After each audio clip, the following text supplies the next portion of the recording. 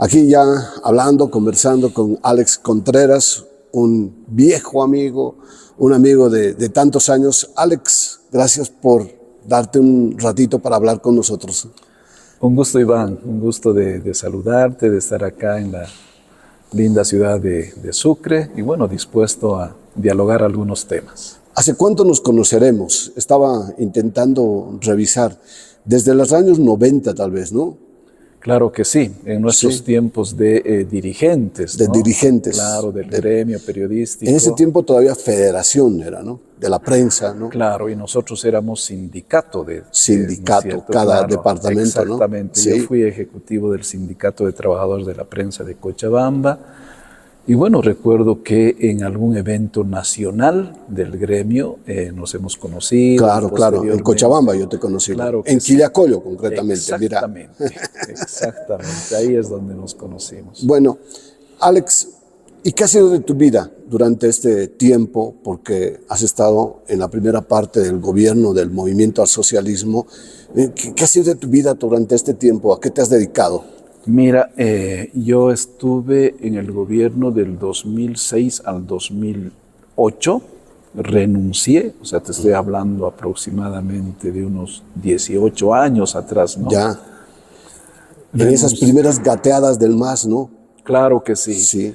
Y además que entregué parte de mi vida, muy consciente de lo que hacía, soñador de lo que quería, y creo que logré un objetivo, ¿no? Lógicamente junto a otros actores sociales, de participar en las elecciones de diciembre del 2005, ser jefe de campaña del expresidente Evo Morales Ayma, llegar a ser vocero de gobierno, pero después, pasados 2 años, me di cuenta y tal vez me decepcioné de la política y del gobierno en ese momento. ¿Cuánto tardaste en decepcionarte, Alex? 2 largos años. 2 largos años, sí, porque te explico que, como te decía un principio, uno cuando es periodista, cuando está en cualquier función, sueña, tiene utopías, y si puede aportar en algo para ese proceso, lo hace, ¿no es cierto? Yo llegué muy entusiasmado a ser vocero de gobierno. La verdad que no quería aceptar ningún cargo público. Tal vez hubiese llegado a ser incluso ministro, porque Evo me lo propuso, pero no acepté. Y luego ya en una reunión de gabinete, cuando Evo me invitó a participar, yo asistí con la idea de despedirme de ellos, porque mi idea era irme a Cochabamba y continuar apoyando el proceso desde las bases, digamos, ¿no? Pero ahí todos me dijeron, el vocero de gobierno natural en este proceso eres tú. Entonces escuché varias versiones y dije, bueno, a ver, me quedo. Y trabajé 24/7, me enfermé. A pesar de eso, era más el compromiso, creo, por la patria. Entiendo que era desgastante, ¿no? Porque las reuniones muy temprano, hasta muy tarde. Durísimo. Yo ingresaba al Palacio de Gobierno a las 5 de la mañana cada día. Pero antes, un equipo que teníamos en comunicación tenía que hacer todo el monitoreo, por ejemplo. Agendas, monitoreo, comparaciones. O sea, claro que cuando llegaba Evo, yo ya tenía que tener todo listo.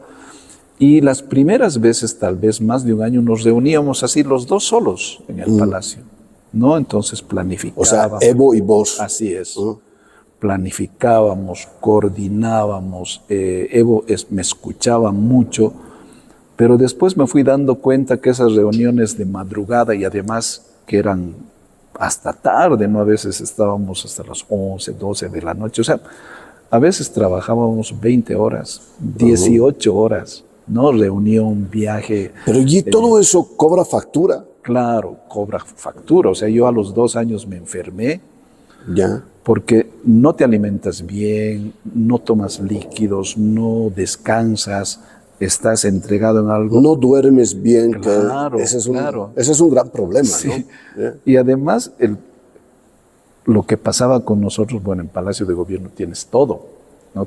Puedes tener tu café, tu matecito, tu agua, tu jugo, todo. pero yo a tiempo de retirarme para ir a descansar, veía así intactos 3 tazas llenas y 2 vasos llenos, y el problema es que no teníamos tiempo, o sea, Claro. te imaginas, para hacer esas cosas tan elementales. Es que puede haber todo ello, pero yo digo que hay un mundo estresante, ¿no? Medios de Claro, comunicación presionando, claro. partidos políticos, que diputados, que senadores, Sí. que ministros, que el propio presidente. Reuniones. El estrés debe ser enorme, Claro, me imagino. reuniones que te convocan, las llamadas telefónicas, teníamos 2 celulares que no paraban de sonar, y bueno, tienes que atender, porque Ajá. esa es una de las obligaciones que tienes, ¿no es cierto?, Sí. de escuchar a la gente.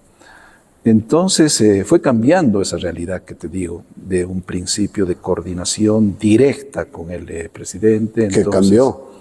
cambió que cuando más tarde llegaban, y te puedo decir, Álvaro García Linera, Juan Ramón Quintana y otros, hablaban con Evo, cambiaban lo que habíamos planificado. Entonces yo decía, bueno, o sea, más o menos, ¿para qué Tanto hacer rollo. tanto esfuerzo si después se cambia la planificación? O sea, por ahí tenían razón, ¿no?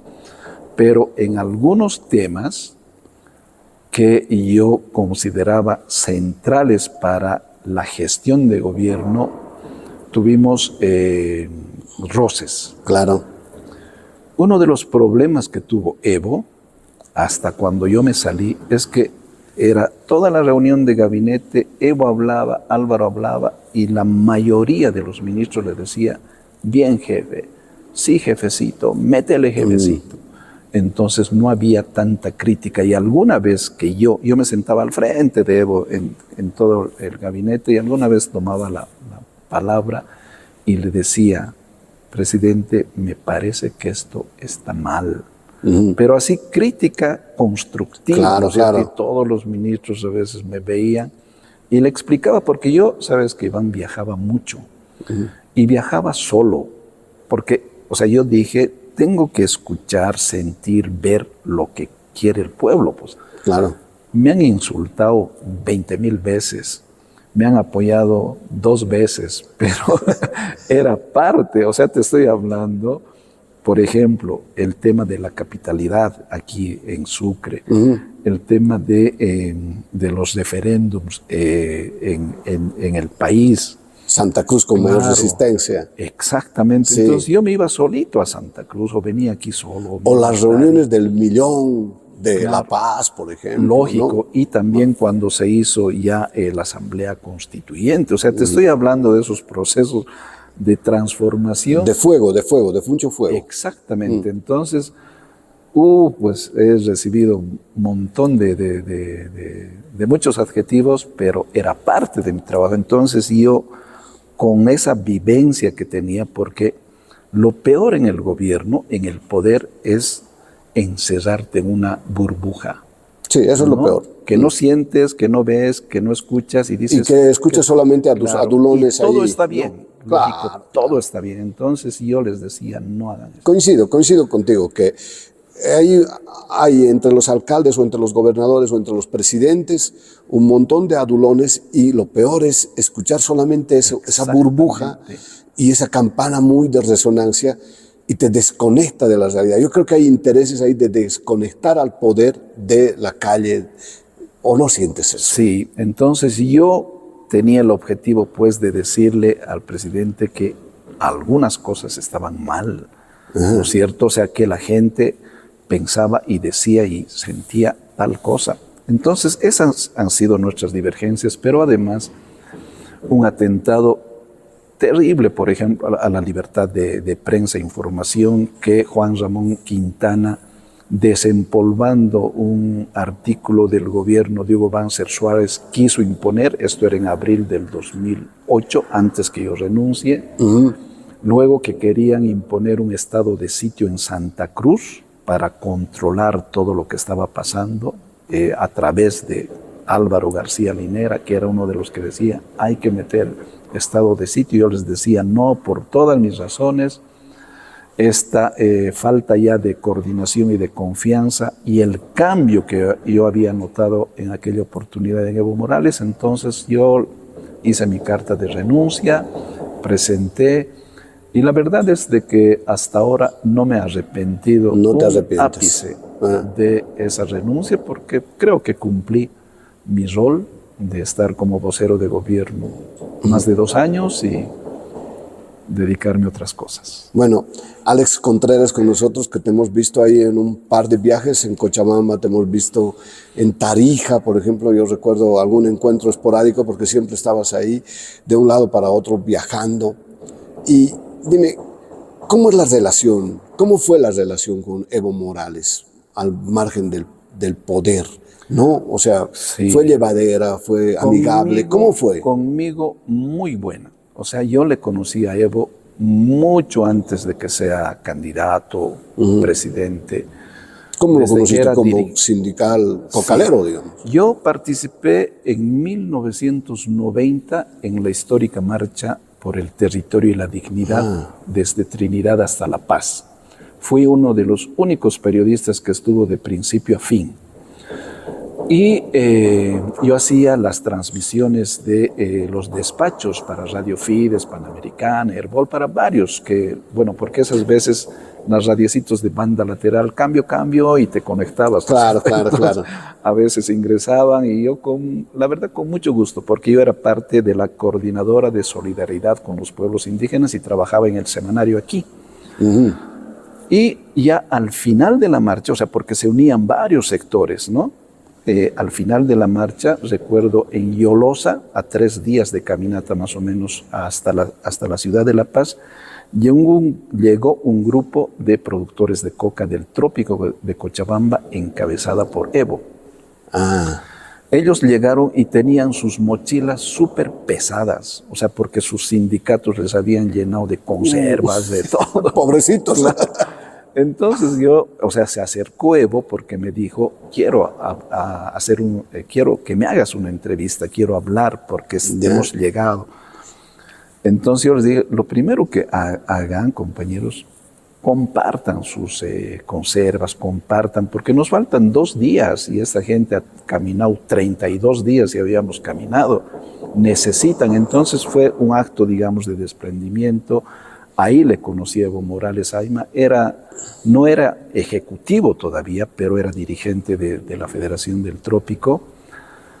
Hizo su primera entrevista conmigo, sobre todo para informar que ellos también se habían sumado a la marcha indígena y acompañaron la marcha hasta la ciudad de La Paz.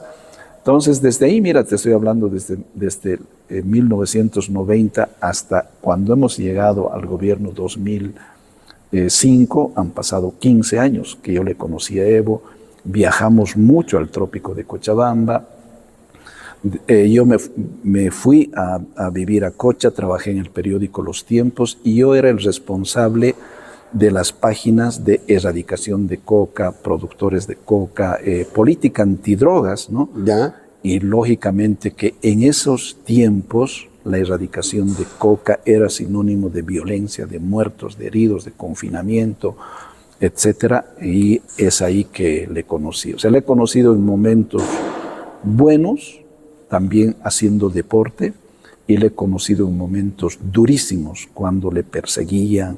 Evo estaba oculto en la casa de mis papás, por ejemplo, clandestinamente un buen tiempo. Hemos viajado mucho. Yo escribí el primer libro biográfico de Evo, entonces nos hemos reunido por horas y horas porque él me contó toda su vida. Entonces, era mi amigo. Yo siempre recuerdo cuando le presenté, luego de que él juró como presidente en una concentración, dije, está aquí mi camarada, mi hermano, mi amigo y mi compañero. Eso era para mí Evo Morales antes de que sea presidente. ¿Y cómo así se rompió la taza? Y cada quien a su casa. ¿Cómo se rompió la relación? Por esa desconfianza que te digo, Iván, o sea, por ese cambio que yo vi en Evo Morales cuando llegamos al gobierno. O sea, hubo quien empujó, digamos, ese entorno, ¿no? O sea, había que rodear ese entorno, había que rodear el poder, había que rodear a Evo Morales, y eran otros los actores, Claro, me imagino. eran actores que yo nunca les había visto, a varios, por ejemplo, en marchas, en huelgas, en paros, o sea, en nada, ¿no? O sea, que aparecieron de la noche a la mañana y les juramentaron como ministros. Entonces, el error de Evo Morales, que yo le dije, era, o sea, ya lo tenía Álvaro García Linera, que no le critico ni nada, pero fue depositar gran parte del poder en manos de Álvaro. Porque Evo le dijo, mira, yo no conozco personas ni profesionales que puedan ser ministros, tú encárgate de esto. Tú encárgate del servicio exterior, de cancilleres, embajadores, etc. Entonces le dio parte del gobierno, ¿no es cierto?, parte del poder a Álvaro García Linera, que él sugería nombres, por ejemplo, Juan Ramón Quintana, el mismo Luis Arce Catacora, actual presidente, o sea, personas que incluso estuvieron en gobiernos denominados neoliberales y que fueron parte del primer gabinete. Bueno, yo te comento un pasaje. Resulta que aquí hubo un problema, ¿no? De esas diferencias sindicales, diferencias del MAS, etcétera. Pero Evo Morales tenía una gran admiración y en el pedestal, en cierto momento, a Álvaro García Linera. Porque cuando le pregunté, ¿cuándo vas a traer a Álvaro García Linera?, ¿no?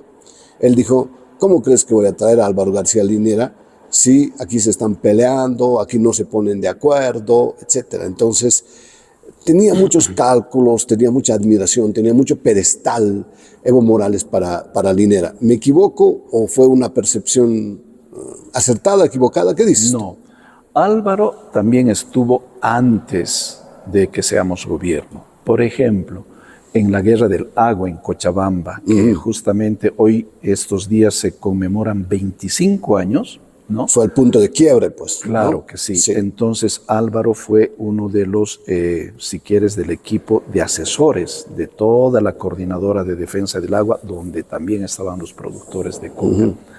Posteriormente se le invitó junto a Filemón Escobar a realizar seminarios, talleres de capacitación en el trópico de Cochabamba. Cuando recuerdo, Filemón Escobar me dijo en una oportunidad, yo he debido dar más de 1000 cursos de capacitación en el Chapare. Yo no dudo de su palabra y Álvaro ha debido dar por lo menos una cuarta parte. Entonces ha sido una de las personas que ha ayudado también a construir todo lo que ha significado ese movimiento social, que ha sido la base fundamental del movimiento al socialismo. Bueno, bien. ¿Y en qué momento Evo Morales se creyó eterno en el poder? Porque se cree, y al final cambió la Constitución, ya sabemos lo que hizo. ¿En qué momento se creyó eterno Evo Morales en el poder? Como te digo, en el gabinete, cuando sus ministros le dicen, bien jefe, métele jefe, no estás equivocado, o sea, todo está bien, entonces le empoderas mucho más.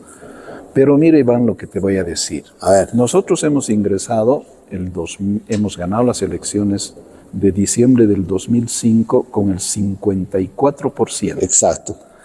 Se hizo una gestión, desde mi punto de vista, muy buena, y posteriormente en las elecciones, los bolivianos y bolivianas le han dado el 67% de la votación, del apoyo.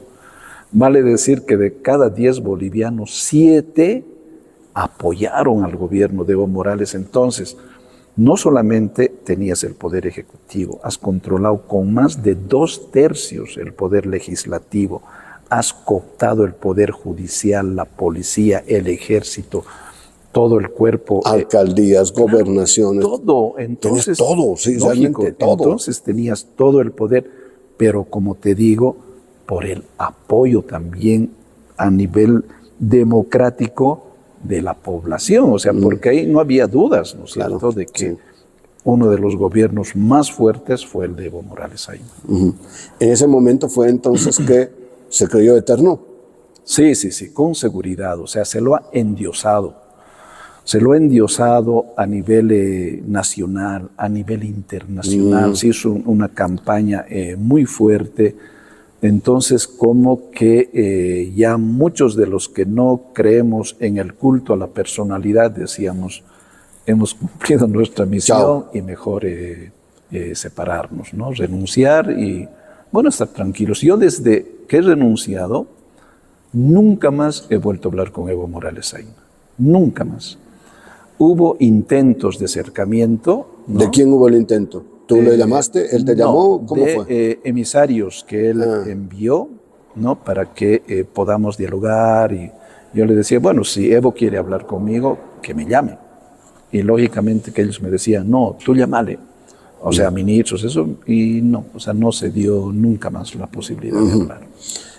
¿Y si hablarías ahora, qué hablarías? ¿Qué tendrías que hablar con Evo Morales? Primero que se presente ante la justicia a aclarar varias acusaciones que él tiene por supuestos delitos, porque creo que para una persona eso es lo más importante. Yo, por ejemplo, como servidor público del Gobierno Autónomo Municipal de Cochabamba, he estado casi 5 años en un proceso penal, que me han, bueno, cuando hay cuestiones políticas te inventan, pero tienes que asistir tú. Entonces he estado 5 años asistiendo a las audiencias, se suspendían, se postergaban, que no iba un abogado, que no iba la parte o la... Y cuando ha salido el fallo a mi favor, o sea, dije, bueno, por lo menos... Ya está, cumplí. Claro. Cumplí. Y yo creo que Evo Morales Ayma, ahora una de las cosas urgentes que debería hacer es eso. Yo le diría a Evo, o sea, por la confianza que he tenido alguna vez, le diría que aclare, que solucione todas esas acusaciones, porque le van a pesar toda la vida. Claro, en este intento de presentarte, tal vez ha construido un aparato judicial que también lo puede perseguir, que puede perseguir a la política, ¿no? Sin lugar a dudas, yo creo que lo que el gobierno ha heredado, lo que el gobierno de Luis Arce Catacora ha heredado es lo que Evo ha sembrado, ¿no? O sea, es cooptar la justicia, controlar absolutamente todos los poderes del Estado, y eso es lo que está probando de su propia medicina, Evo, ¿no? O sea, porque él dice, ahora la justicia está controlada, o que son acusaciones políticas, ¿no es cierto?, para tratar de liquidarlo a Evo Morales, pero eso ha ocurrido en el pasado. Siembra tormentas y cosecharás huracanes. Exactamente. Yo creo que eso es lo que está ocurriendo ahora, pero no solamente en ese aspecto, sino, por ejemplo, en la Asamblea Plurinacional, en la aprobación de leyes, en todo lo que es el accionar de la policía. Hay acusaciones a parte del ejército. Entonces, lo que ha hecho Evo, lo que ha hecho mal, este gobierno lo ha copiado de esa manera y continúa en esa política. Bueno, me acabas de decir que tú escribiste la primera biografía y después seguramente se hicieron los libros Jefazo, digamos, de CIVAC y otros, ¿no? Y conociste entonces a Evo antes. ¿Fue de sindicalista que le gustaban las quinceañeras o menores? ¿Fue durante el gobierno, después de que salió del gobierno? ¿En qué momento se hizo tira su personalidad como, digamos, como pareja? Mira, yo conozco su pueblo, Orinoca, he estado varias veces, he hablado con mucha gente de sus vecinos, sus familiares. Pero vivió mucho tiempo en Orinoca, como estás hablando de Oruro, ¿no ven? Claro, claro, vivió en Orinoca hasta que salió bachiller y posteriormente se fue al trópico de Cochabamba, ¿no? Nunca, te digo, Iván, nunca he conocido su faceta de haber estado con menores. Nunca. Y si hubiese conocido, lo hubiese dicho o lo hubiese denunciado. Lo que sí conocía es que Evo, él era soltero, era soltero, tenía varias parejas. He conocido yo a varias de sus parejas, han sido compañeras, amigas, he hablado con ellas, lógicamente, pero esa otra, su faceta no la he conocido. ¿Que eran jovencitas también? ¿No? Sí. O sea, Entre sus gustos no eran menores, en primer lugar, eran jóvenes de diferentes... no eran menores de edad. No, absolutamente no. O sea, por eso te digo, si yo hubiese conocido eso... Le hubieras dicho. Le hubiese dicho, ¿no? Pero sí, eran relativamente jóvenes, digamos, para la edad que tenía Evo, que ya tenía sus cerca 50 en aquella oportunidad cuando llegó a ser presidente, y he conocido a varias de sus compañeras. Alex, entonces si Evo Morales, el año 2005, antes ya se veía como un líder ganador de elecciones, presidente, un poco así, porque hubo otros indígenas, ¿no?, que no lograron, intentaron, un movimiento indígena intentó la presidencia, intentó el poder, no lo lograron, ¿no? Los movimientos Tupac, por ejemplo, ¿no? Recordarás ello, para no hacer larga la historia, pero sí, Evo Morales logró el poder con los indígenas, etc. ¿Será que el mismo Evo Morales les quita el poder, les quita y les cercena, o sea, no haciéndose a un lado y ahora les quita el poder? ¿Será Evo Morales ese tipo? Mira, yo recuerdo que el 2005, cuando estábamos, y todos decíamos, ¿no?, estábamos en la fase final de la política neoliberal, surge el movimiento al socialismo, pero ya con dos intentos anteriores de haber participado en elecciones, ¿no? Evo por eso fue diputado, uno de los diputados con mayor apoyo de votación, y lo que se hizo el 2005 creo que debería servir para estas elecciones. ¿Qué se hizo? Fue haber planteado un programa de gobierno muy diferente a los de los partidos tradicionales. Y recuerdo que eran los 10 mandamientos para el pueblo boliviano que nosotros habíamos inventado. 1, nacionalización de los hidrocarburos. 2, asamblea constituyente. 3, revolución agraria. 4, educación Avelino Siñani, etc. ¿No? O sea, son 10 puntos que la misma población vio que en los programas de gobierno y visiones de país que se presentaban en relación a los otros tenía muchísima diferencia. Pero además se aglutinó a todo lo que era el sector indígena, campesino, originario del país, donde se sumaron intelectuales, personalidades. En el primer gobierno, por ejemplo, siempre la recuerdo a doña Ana María Romero de Campero, claro que primera senadora. Todo un emblema, ¿no? Claro, primera senadora por La Paz, al hermano de Chato Peredo, a don Antonio, que estaba en las primeras. O sea, era una configuración de todas las clases sociales del país en el movimiento al socialismo. Y eso es lo que ahora... Sí, pero eran también grandes luchadores, ideólogos, que habían escrito sobre la izquierda, y después ya todo esto se fue pudriendo, ¿no? Por eso mismo te digo que todo lo que se había construido, lo que se había soñado, yo veo que a los 2, 3 años se fue tergiversando en sus pilares fundamentales. ¿Y por qué? Ese endiosamiento hizo que Evo Morales Ayma, al primero que piense diferente, ¡pum! Sí, le cortaban la cabeza. Claro, y ahí te puedo nombrar muchos. Sí, ¿no? Aquí yo te puedo nombrar también una decena de quienes le dijeron, Evo, no es así. Entonces, Exactamente. Les fue cortando la cabeza porque no era. A nivel uno de ellos es el gobernador actual, ¿no? Damián Condori, quien le ganó una elección, quería ser gobernador y al final le negó. Y igual, le cortó la cabeza, ¿no? Exactamente. Entonces creo que todos esos fundamentos que habían servido para llegar al poder se fueron desvirtuando uno a uno. No hubo la famosa nacionalización de hidrocarburos, la asamblea constituyente no fue la que se había soñado, sino que se introdujeron varios elementos que yo creo que debilitaron al Estado como tal.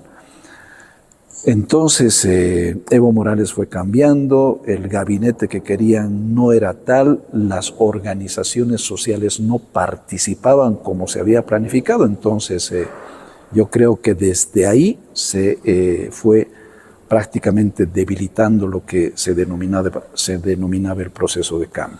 Ya, entonces, ¿será el fin de las organizaciones, de los indígenas, de los campesinos en el poder? ¿Será este el fin? Sí, porque mira, se han aplicado después políticas, yo llamo genocidas por el movimiento indígena, campesino y originario del país, ¿no? Las leyes incendiarias, por ejemplo, que hasta hoy están afectando, el arrebatarles el territorio a los pueblos indígenas, la marcha por el TIPNIS, que ha sido reprimida duramente en el gobierno de Evo Morales, o sea, ese ha sido uno de los puntos claves. Claro, el presidente indígena reprimía a los pueblos indígenas, ¿no es cierto? La minería aurífera e ilegal de los cooperativistas que está destruyendo el medio ambiente, la ecología y la vida misma de los bolivianos. Que todo se ha ido deteriorando, claro, por lo ha como sido lo pones. incentivada desde el gobierno, ¿no? O sea, y eso es porque le decían al jefecito, bueno, y además que lo de jefe se quedó para siempre, creo. Le decían al jefe, bien jefe, necesitamos esto, te vamos a apoyar. Entonces, o sea, eso fue bajando hasta allá, no todo el mundo se llamaba sí jefe, no jefe, sí jefe. No, sí, entonces esa política que fue prometida al pueblo boliviano y a los, sobre todo, pueblos indígenas, originarios y campesinos, se lo desvirtuó totalmente en el gobierno de Evo Morales. Bueno, Alex, ¿es el fin de Evo Morales? Porque podría recuperarse de algún modo, tantos que se han recuperado, no sé, un Banzer que terminó de dictador y volvió como demócrata, digamos, ¿no? Otros tantos, ¿no? Que Gonzalo Sánchez de Lozada, o el MNR, que estaba ya prácticamente terminado, volvió el MNR de ser revolucionario a ser neoliberal. Bueno, puede ser larga también la historia. Evo Morales está finalizado. Yo creo que la angustia de poder de Evo Morales Ayma le está haciendo cometer muchos errores políticos. Y en este caso me refiero a su denominado instrumento político Evo Pueblo. Yo revisé los partidos políticos del continente y del mundo y en ningún lugar... Pensé que ibas a decir de Bolivia. No. Yo me estaba ya con Radepa, con DEPA... No. Y en ningún lugar del mundo he encontrado que lleve el nombre de una persona, un partido, un movimiento político. No existe. Yo creo que se ha llegado al límite del culto a la personalidad, del egocentrismo, del narcisismo, de decir, este es mi partido ahora y va a estar hasta que yo muera, más o menos, ¿no?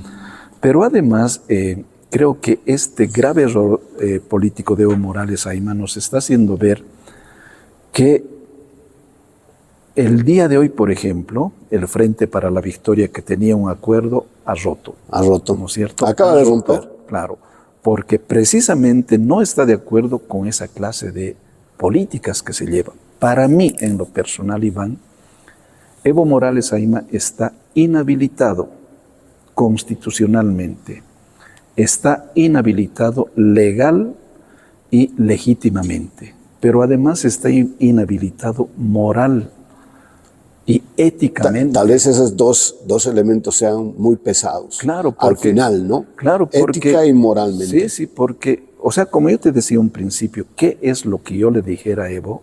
Y es que primero solucione sus temas ante la justicia en el país, esté como esté la justicia, porque las acusaciones que él tiene son presuntos delitos de trata y tráfico, de estupro, ¿no es cierto?, que se tienen que solucionar antes de que sea candidato. Por eso yo dudo, además teniendo en este momento al gobierno en su contra, a los aparatos judiciales en su contra de Evo Morales, dudo de que sea candidato para las elecciones del 17 de agosto. Empezaste diciendo que era tu amigo, tu hermano, tu sí, amigo, tu compañero. ¿Te arrepientes ahora? No. No, yo en la vida me he arrepentido creo que muy pocas veces. Muy pocas veces. Sí. No, y en política la verdad que no me arrepiento de nada de haber ¿No te arrepientes de haber estado en el poder?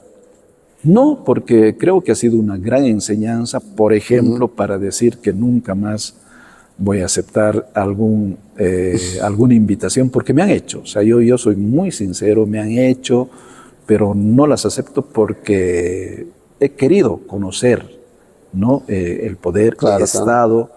He tenido todos los beneficios que puedes tener en el gobierno y los he rechazado. O sea, mi renuncia ha sido voluntaria. Nadie en el gobierno, incluso me decían que no renuncie.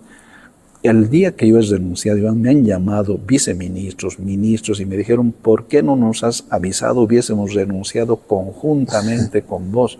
Pero era una decisión personal, o sea, Claro. no conocía ni mi compañera, ni mi familia, nadie. O sea, fue una decisión mía, bien pensada, bien decidida, y yo digo siempre que... ¿Que tenías familia cuando estabas en el poder? Claro, tenía familia, pero... Ay, pobrecitos, digo yo. No, Sí, pero es que éticamente, yo te hablo de ética de una persona. Porque está bien, uno dice, yo entro a las 6 de la mañana, salgo a las 10 de la noche, y tus hijos, y tu pareja, tu esposa, El problema, Iván, es que yo vivía solo en La Paz. Y mi familia estaba en Cochabamba. Y eso era lo más grave, digamos. También una cosa... Sí, pero fin de semana determinante. tampoco podías irte a Cochabamba porque No. tenías que estar con el presidente aquí y allá, y que tanto viajaba el Evo. Además, no era como el Víctor Paz Estensoro, pues, ¿no? Y te confieso que cuando yo iba a Cochabamba, llegaba y dormía hasta el momento en que tenía que retornar. O sea, el cansancio era, creo que tal, Total. porque siempre me decían... Siempre andabas ahorrando sueños. Sí, y de verdad, o sea, era muy desgastante eso. Y también, yo te digo, fue un aspecto muy determinante para la determinación que yo tomé en la renuncia, ¿no? O sea, los aspectos familiares. Yo siempre he dicho, un proceso de cambio empieza en la familia. Si no pasa absolutamente nada, ¿no? Y por esas razones que también... Es que yo digo, para Evo era fácil porque no tenía familia, o si tenía, andaba desatendida, ¿no? Después le fueron apareciendo los hijos, ¿no? No tenía un matrimonio, etcétera. Era fácil viajar, seguir trabajando 6 de la mañana, 10 de la noche, 4 de la mañana. Pero uno ya cuando tiene familia me estaba pensando ahí, me estaba rondando eso. Bueno, querido Alex, gracias por este ratito de haber conversado con nosotros, que nos debíamos una charla hace como tanto tiempo, desde los años 90. Así es. Gracias. Te agradezco mucho. No, a ti, Iván. Muchísimas gracias. Periodismo que cuenta.